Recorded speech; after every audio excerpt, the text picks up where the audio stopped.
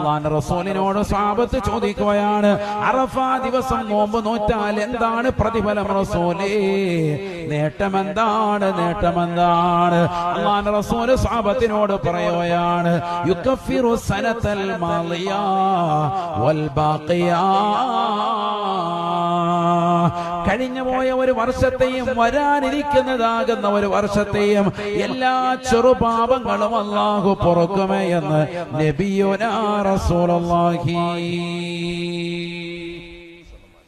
കഴിഞ്ഞ ഒരു വർഷത്തെയും വരാനിരിക്കുന്ന ഒരു വർഷത്തെയും എല്ലാ ചെറുപാപങ്ങളും പൊറുക്കുമെന്ന് സയ്യിദുനാ റസൂലുള്ളാഹി. വരാനിരിക്കുന്ന ഒരു വർഷത്തെ പാപം കൂടി പൊറുക്കും എന്ന് പറഞ്ഞതിൽ നിന്ന് പണ്ഡിതന്മാർ മുഹദ്ദിസീങ്ങൾ പറഞ്ഞു, അത് വരാനിരിക്കുന്ന ഒരു വർഷത്തെ പാപം, ഒരു വർഷം കൂടി നിനക്ക് ആയുസ്സുണ്ടാകും, ദീർഘായുസ്സുണ്ടാകും എന്നതിലേക്ക് സൂചനയാണ്.